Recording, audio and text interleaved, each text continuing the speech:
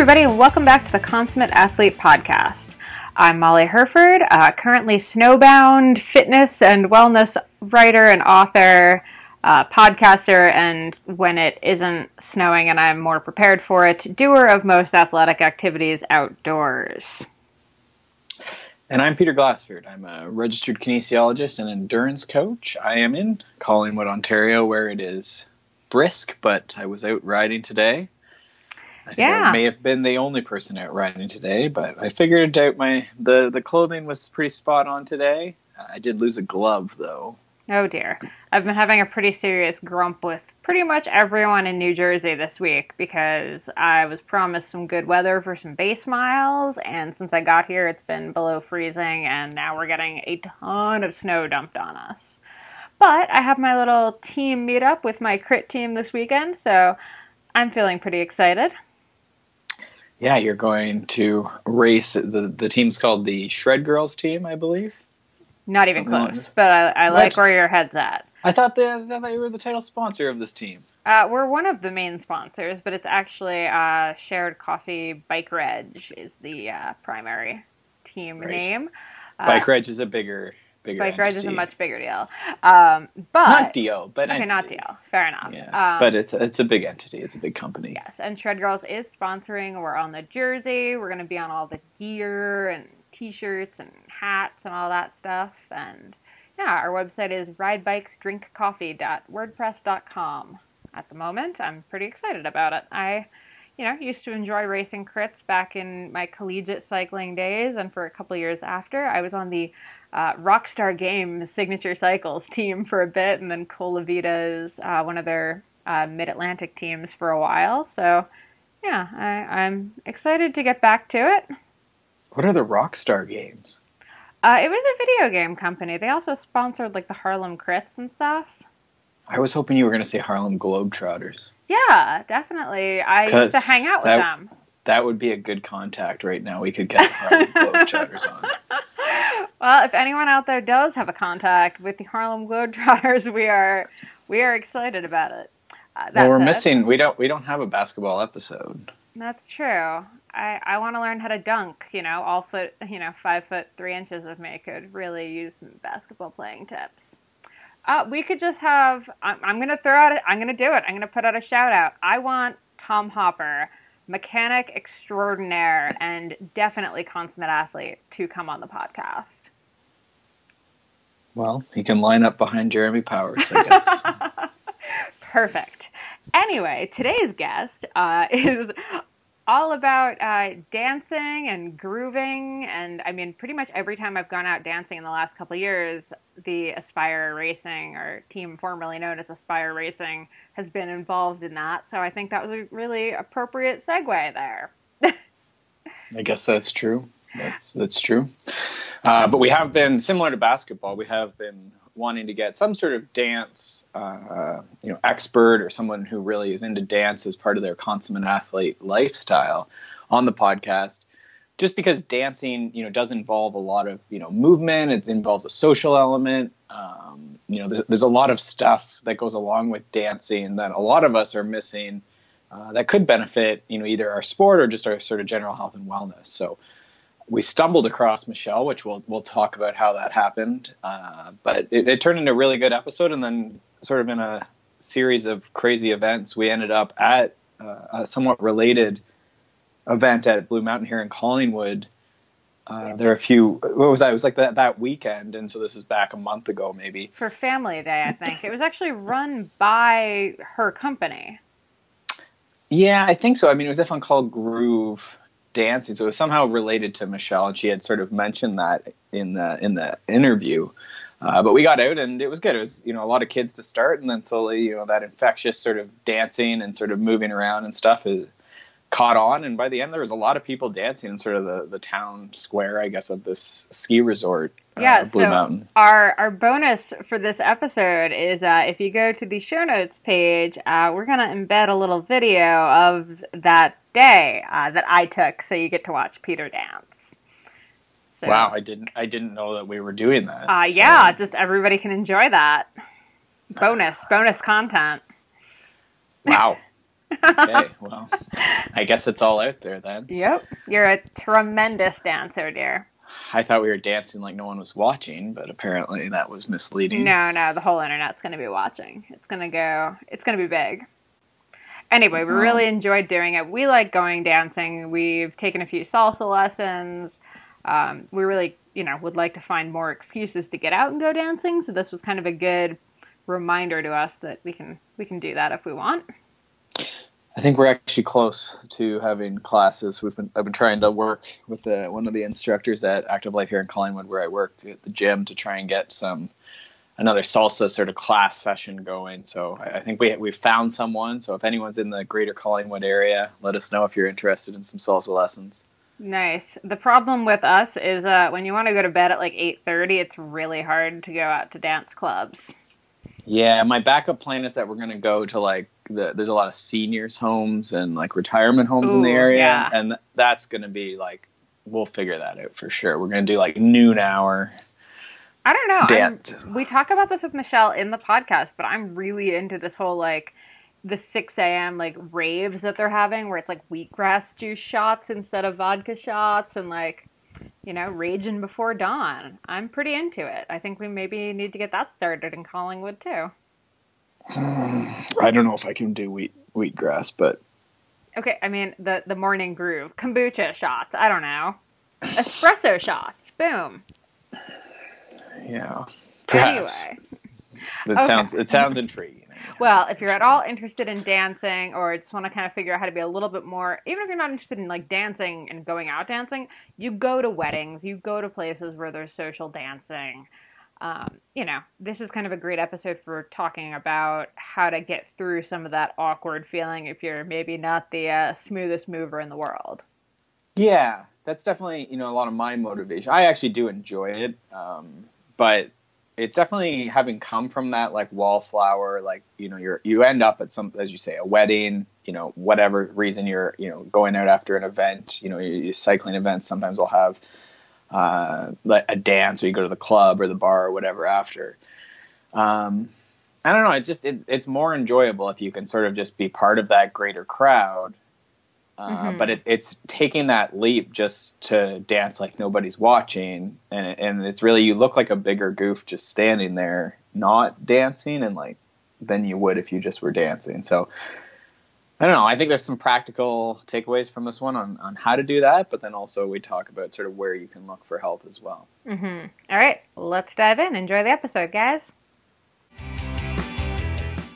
All right, welcome back to the Consummate Athlete Podcast. Today we're here with Michelle Hillier, who specializes in teaching people how to dance. And dance has been on my list to sort of have an episode on the podcast here for a while. So we're very excited to have Michelle on. Michelle, welcome to the podcast. Thanks so much. Thanks for having me. I'm excited to share with you. Awesome. So could you tell us a little bit, what do? You have a business based around teaching people how to dance. So what does that look like? What's it called? Where are you doing it? Sure. So the business I have right now is called Experience Groove, and you're going to see the word dance doesn't really exist in the title of the business, and that's purposeful. Groove is what I call how we get people moving and inspiring just people to find their groove. And when you think of the word groove, you often think about getting into a flow or a zone or something kind of where really you can't get it wrong. And that's the whole that's the takeaway piece for when people come to my experience, is that really when you're grooving, you're in that zone, you're in that flow, and the movements are so simple that they really can't get it wrong. So currently, my background is in education, but I currently offer these groove experiences in the education sector, so inspiring and helping teachers make movement more accessible in their classrooms, as well as working with students, pre-K all the way to grade 12, and then some work in the community, so actually just, regular adults that want to get their groove on, moms and babies, so babies and carriers, and they want to get some activity going after having a baby, and in the recreation sector as well, so working with YMCAs, Boys and Girls Clubs, and inspiring their leaders to get movement more accessible. So I'm really trying to make this more of a transferable, inspiring movement where it's not just about me. I want to inspire the leaders and teachers that work with children on a regular basis and equip them with how to be successful to get kids moving, because that's really the future of tomorrow. We got to get them active and get them moving.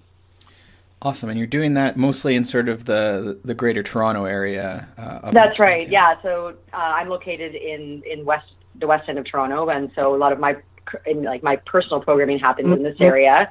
However, I have a small team that travels all across southwestern Ontario, and I do some travel into the U.S. as well. I just came back from Seattle, where I was working with 200 teachers, PE teachers, and showing them how to get dance and movement going in their classes with groove. So I kind of am dabbling all over, just spreading the groove everywhere I go. And, physical education, there's, cutbacks and, less time in general. I would imagine dance is probably, as all arts things, is probably the first thing that gets cut. I know I didn't have a ton, It's been well over 10 years since I was in school, so I can't imagine it's gotten better. Like, what's the situation of dance in schools right now? That's a great question. So I'll speak to just Ontario. That's the bulk of the work and the knowledge I have. And I also teach something called a dance AQ course. So if teachers that are currently in any, say you have a grade 11 biology teacher that has a dance interest or background, or a kindergarten teacher, they take a course to get them certified in dance. It's 120 hours, and I teach that through York University. So I'm still very passionate about inspiring teachers that way. In Ontario, the arts falls under, for grade 1 to 8, the dance does actually not fall under health and physical education. It falls under the arts. And yes, there are schools that have specialists that teach dance. There are schools where the classroom teacher has expected to teach dance. Sometimes the phys ed teacher does the dance. So you see really, really different formulas of how dance is being done. But you're right. It's one thing that I see teachers have the least comfort level with, because they feel like they have to have some skill, have some background, have some training. And that's what I'm on a mission to do, is to show them they really can do this without any training at all. It's more about getting the kids creating and getting them moving, even in the classrooms.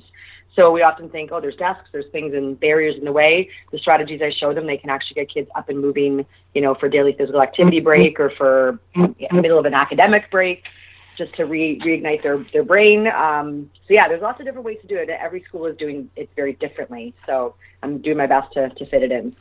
And so I guess the question, if I'm thinking of, some grungy, or not grungy, but like grumpy old, admin person, we're trying to cut things, all like, well, how does this transfer? Like, why do kids need to learn to dance? Why do adults, why would adults want to have learned how to dance? What's the reason? What's your why?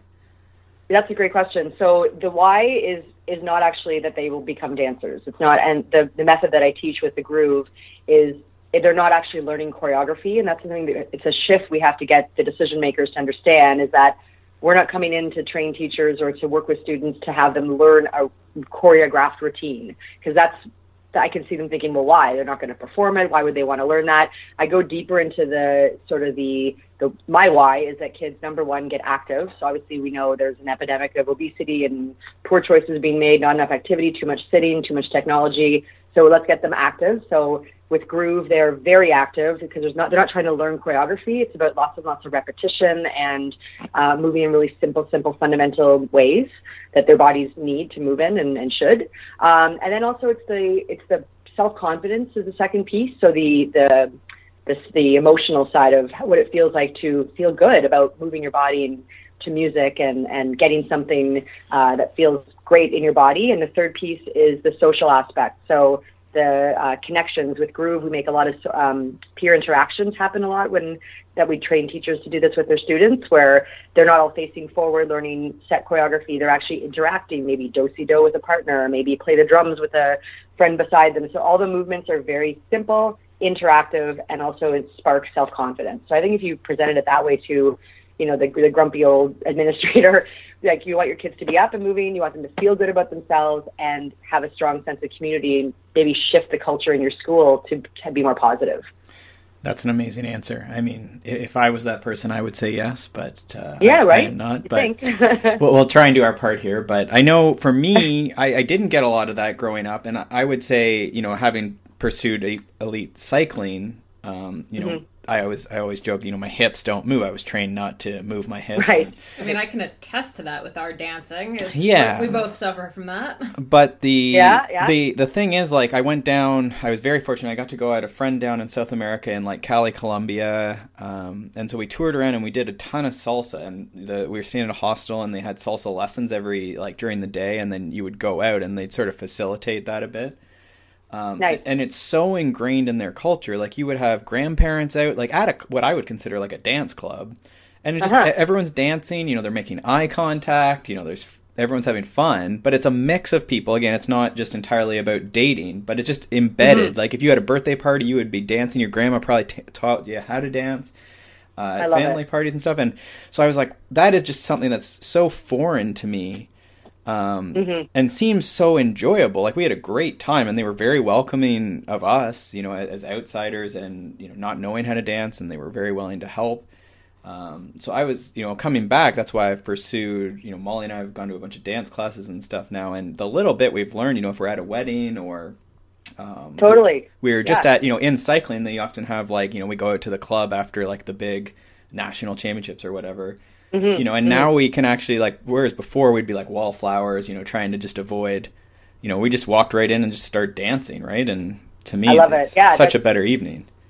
Yep, for sure. And I feel like just jumping on that same type of thing, I get reactions from my adult classes. I host them here. I call them monthly pop-ups. So I don't do regular, you know, weekly classes. I do a big pop-up. We get, you know, 40, 50 people out, all ages, all abilities, all everything. And what they've told me over the years is that, like, same thing. They're like, I go to a wedding now and I actually, like, know how to dance when a hip hop song comes on. I know it's just like building confidence, but also building movement vocabulary. You don't know how to unless you get to experiment and repeat it a lot and make it very simple. So that's where groove is really cool that way, that there's so much repetition that your body then it's like muscle memory. It then comes back again when you're out in a social situation. So it's very cool. It's interesting that you talked about the goal isn't to become professional dancers, right? And right now in physical education and, you know, children, in sort of youth fitness, that's the struggle right now is everyone wants to specialize. You know, there's push to get your high school football kids, you know, sort of streamlined and playing year-round, whatever sport it is. But we're missing out on that, you know, it's traditionally like gymnastics, track and field type training. But, you know, to me, that the dancing, you know, and I would argue even sort of a sliding sport in there too. But those fundamental movements are, you know, you're squatting down and dancing, you're sliding to one side, you're twirling, you're, you know. Everything. Yeah. And so absolutely, and you really are exploring all the fundamental. Maybe the little guys, I always talk about that with their leaders. Anybody that works ages 3 to 6, they call it the active start mode or sector. That they really should just be working on running, hopping, jumping, skipping, rolling, balancing. And if you can do that all to music and make it fun and have them be imaginative, it's a win-win. Yeah. I mean, we don't need agility ladders or something like this, right? No, you're essentially just doing these steps.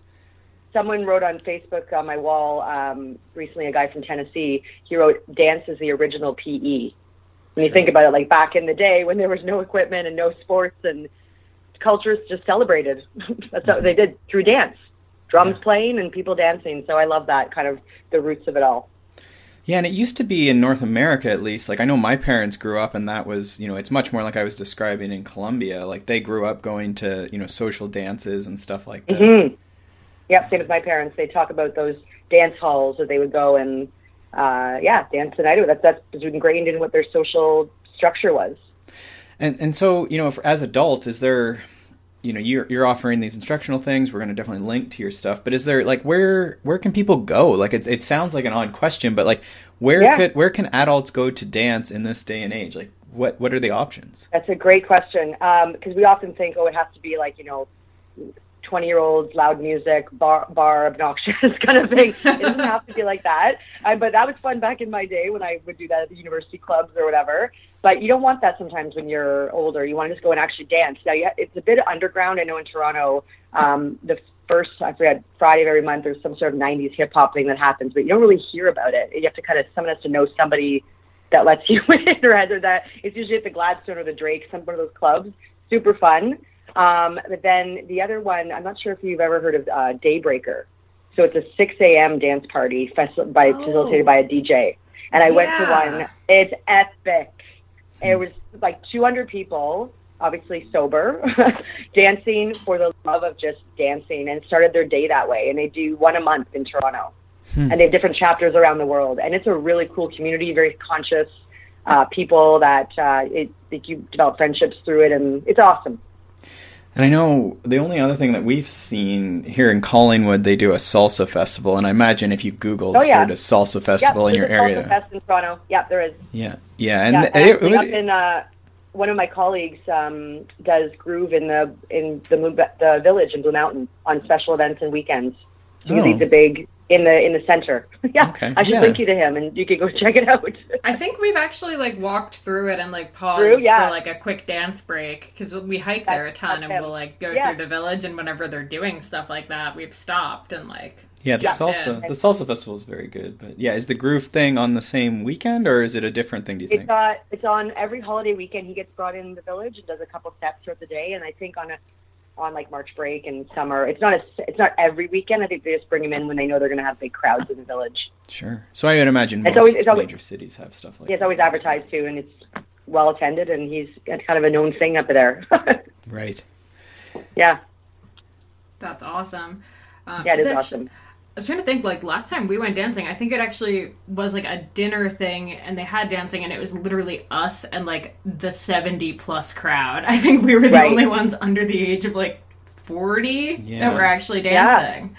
And I think there is I think you made a good point there. There is a big gap. I think 30s, 40s, 50s, you don't see people pursuing dance. However, when you get them on the dance floor and they don't know what they're missing. They don't bring it into their lives. Maybe they're in the mode of kids, or priorities shift. I'm not sure, but I think there needs to be more happening. That's for sure. Yeah. So what does one of your pop-ups look like? What are you doing in it? Walk us through for people who are terrified about that. So I just had one on Monday, and we had 38 people. There were 2 gentlemen. Oh, Jeff, I wish you would have come down and joined them.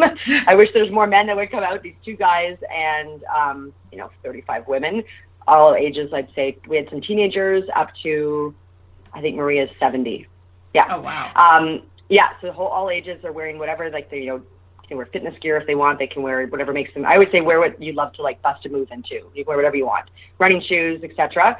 The room is, and also there were 12 new people, which was interesting. Usually it's just the same kind of people that creep up every month, but a lot of people brought friends this time that they've been talking about what they're doing. So I always do a really safe, fun warm up kind of, a setup for them to tell them what they're going to expect. And we do the whole you can't get it wrong. They tell each other they can't get it wrong. I tell them I'm going to facilitate the space, just like a wedding or a party, where there's going to be simple movements, and then your goal is to make it as creative as you can by the cues that I give you. So if someone were to look in the room, which we do always often have people poking their head in, the whole room is doing the same movement, say the movement's a stomp, but everyone is styling it their own way, moving in different directions, interacting with each other based on the cues that I'm giving them as I facilitate it. And we go through song. We did an hour and 15 minutes. We did a whole. I can even post my playlist to you guys and show you. People always ask me for the playlist after. Ooh, yes. Everything from dance music, house music, hip hop, African. We did a Bollywood song. I brought in some 80s. I brought in 90s hip hop. I appealed to all the ages and demographics, and then. And I would say that, you came here, you're here, whatever's outside those walls doesn't exist right now. You're here on the dance floor. Let's leave it on the dance floor. Just how yoga, leave it on the mat. Let's leave it on the dance floor. So you're here to, can't get it wrong. I just pump them up big time verbally. And then we start. And then near the end of the class, I always consolidate with some stillness at the end. So we move into a position they're comfortable in after doing a slower song, and we end in a 5-minute mindfulness moment where they just reflect on what they've just done. They've taken a risk. They've been out of their comfort zone. They've maybe made a new friend. And then everyone seems to linger and hang around and not want to leave. So I think my next pop-up, I might actually build in a 15-minute kind of social thing, maybe have a little bit of wine after or whatever. But I think people want to stick around. They don't want to leave because they just experienced something really unique with a whole bunch of new people. Oh, and by the way, you're really sweaty by the end. You're all disgustingly sweaty. Yeah, we definitely started building that sort of social time into talks and events. Like we do like bike skills sort of sessions and stuff, and down in Toronto as well, similar. And definitely that seemed, people just want to sit around and chat. Like it's part of. Yeah, they want to be unfacilitated. The unfacilitated part is also powerful. They want to just like unstructured, be able to talk to someone they just maybe made a little connection with. They don't want to just be shoot out the door. So that's why I call it an experience and not a class. And you wonder if, getting that dancing experience, or I guess even the bike skills experience, is a bit of, the ego gets suspended and everyone sort of sees, everyone's been out there together. And then you wonder if that's what's facilitating, that 15 minutes after is, that's really the connection that we're all hoping to get, right? That's right. That's exactly it. And that's why I do, like, why do you do these pop-ups? It's like how I make these people feel. And it's not just like, yes, you're here for a workout. Sure we are, but they feel great. And the messages I get after and social media posts, etc., that it's like, feel great, and they forgot about anything going on in their life for an hour and 15 minutes. That's awesome. So pretty cool. It's very, very exciting. I love it.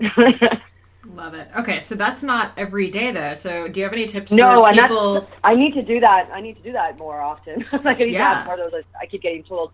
I guess what the takeaway for people come to a groove class is they kind of like get over themselves a little bit. Like people that have been coming for years with me, it's like you sort of start infiltrating some of those messages into your life. I know it sounds deep and wow, how could that be possible?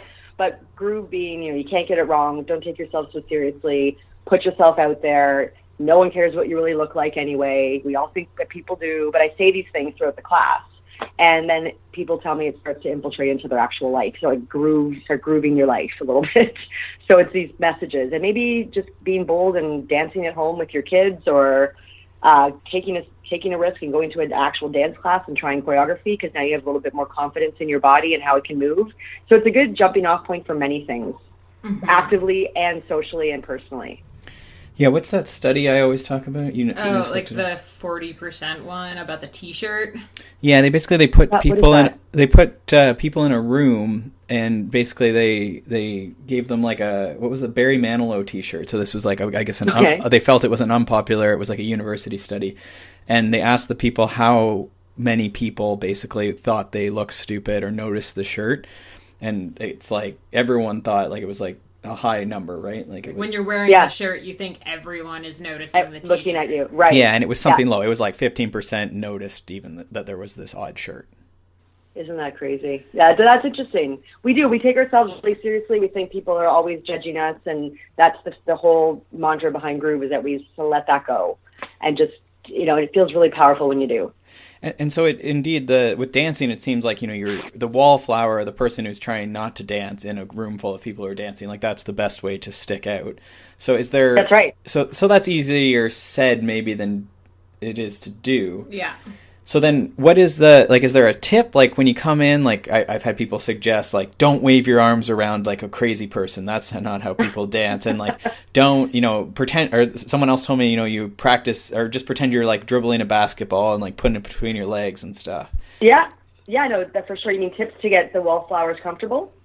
Yeah. Like how can I go into a club and not feel like an idiot trying to dance? Yeah, like I'm going to dance, but I don't want to look like Carlton from Fresh Prince or something, right? And just have a circle of people around me. Right. I don't know. I guess maybe just try to find I think try to find your own style or your own way of expressing it. And again, I think it's a mental thing on your head. Just trying to shake that no one's really looking at you. We think they are, but no one is really looking at you, and just trying to move authentically and, find your flow and your jam. And I think you can't get it wrong if you do that. I also found copying people on like but a subtle level, like just try and blend a little bit, right? Like if someone's... I was going to say that too. If you see everyone doing kind of like a bounce, like a heavy bounce to like like a rap song, maybe you wouldn't be rolling on the ground. You might want to be also bouncing with them. Yeah, like just keep it simple, subdued, but like in that direction, right? Like if they're not waving their arms around, don't go waving your arms around. I would say that. You want to kind of subtly fit in, but then maybe try to make it your own and just relax. I think that's a big piece of it too, is breathe and relax and try to actually be in your body doing it as opposed to looking around. Mm-hmm. Does that make sense?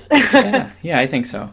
Oh, I have one actually. So my background is in Irish step dance. So it's so super controlled that I now cannot dance without like counting in my head, or like it's really hard for me to remember to move my arms because I spent years with like, don't move your arms. That's bad. Like arms at the side military. Whenever I watch that, I'm like, how did they do that?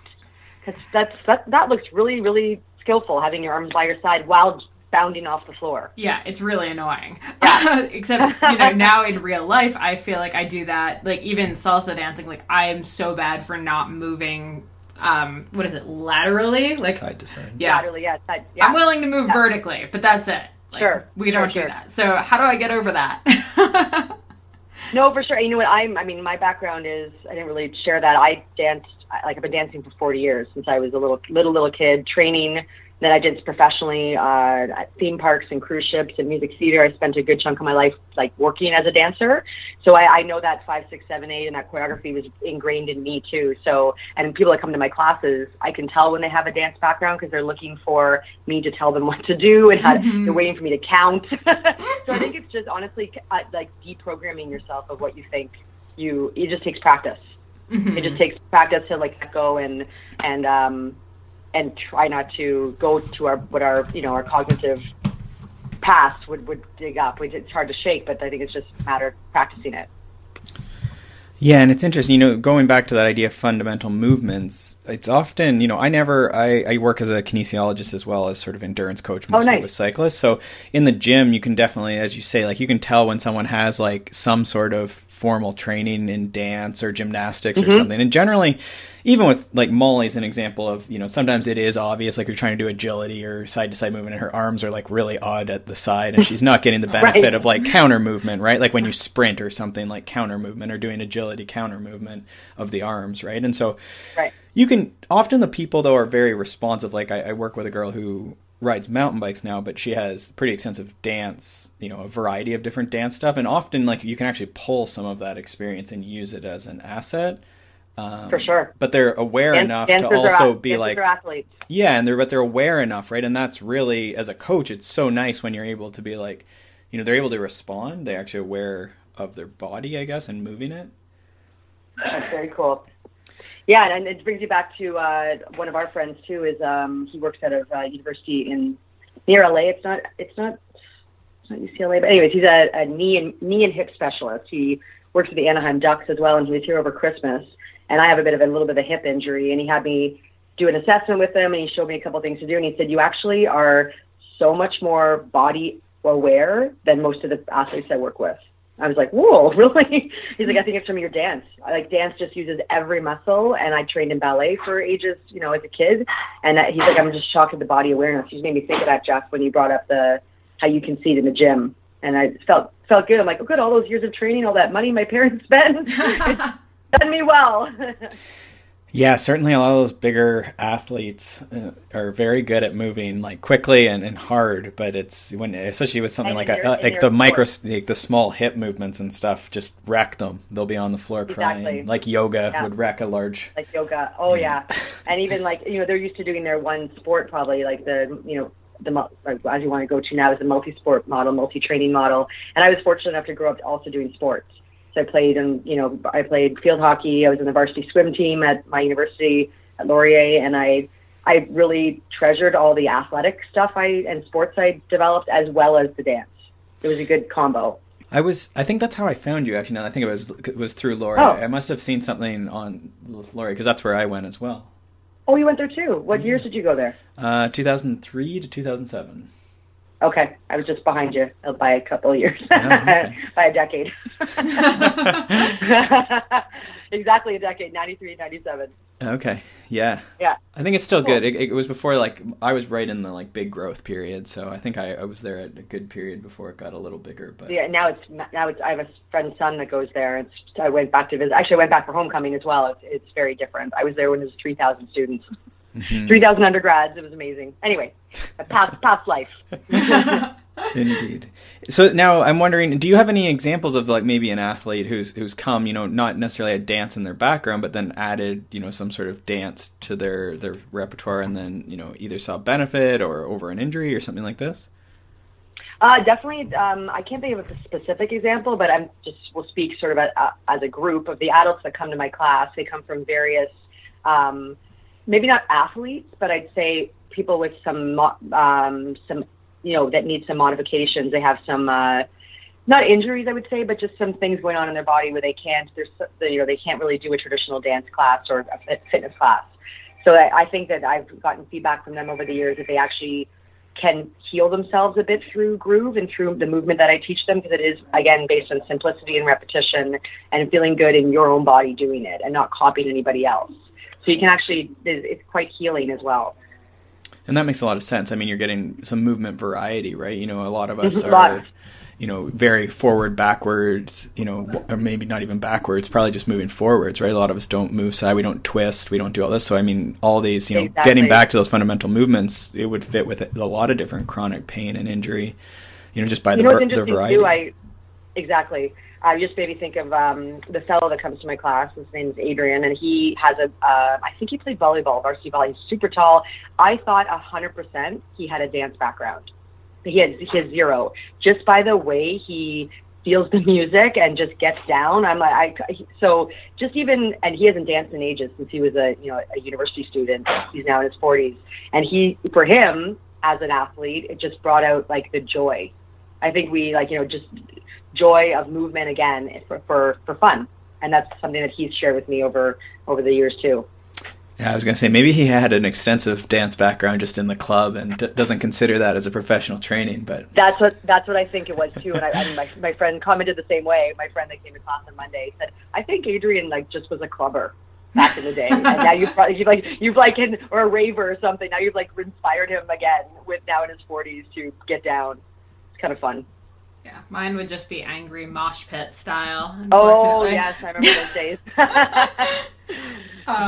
Okay, I want to ask, what are a couple of your favorite songs for people to if I just have no idea where to get started and I want to jump around my house, once a day, what are a couple great ones that you can't not dance to? Oh my gosh. Okay, I'm just opening my iTunes library right now to inspire me. That's a tough one, but I mean, I guess I'm like a music junkie. I love music. Yeah, it's a tough one, but I think it's good because you would have to program. I like that you had the variety in there. That's how I've done. Yeah. That's my least favorite thing about teaching fitness classes or spin classes. That. I like it, but it's very nerve-wracking because people are very particular, right? The wrong song could just turn someone completely off. I know, but there's some. And that's why I love with groove is that it changes every 3 minutes, 4 minutes. You're onto something else. If I'm playing for fun, kind of a honky-tonk country song, and someone's inside dying because they hate country, they know it's over in 3-4 minutes, and then they don't know what to expect. Oh, now it's a techno house song. Mm-hmm. So I love that. I love the variety. I guess I love kind of reggae sounding deep groove kind of beats, and so Murder, She Wrote by Shaka Demus and the Pliers, it's from 1992, is an awesome song to move to. Currently, I can't stop moving to Thunder by Imagine Dragons. That's a great song. I am in love with Imagine Dragons right now. Yeah, the Thunder. So good. Yep, amazing. Go throwback 1990s. I cannot get enough of Let Your Backbone Slide. That's a very, if you like funk, Stevie Wonder, Superstition. It's a great song to also jive to. I don't know. There's so many. I like so many songs. And then great African beat. A friend of mine is an artist, Benjamin Bidlack. He's out of LA, and he has a song called Tribal Funk. It's amazing. People don't know it, and then they end up going, "What is that? I want to buy it." And Sam and the Womp, the song Bomb Bomb, great song too. Anything by David Guetta, Kesha. Oh, love it. There's so many. No Roots by Alice Merton. The new one, Alice Merton's No Roots. Awesome song.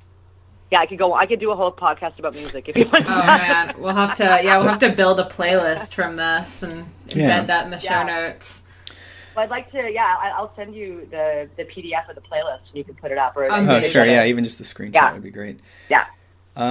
Good. I think that's good. So, what's the next event you have coming up?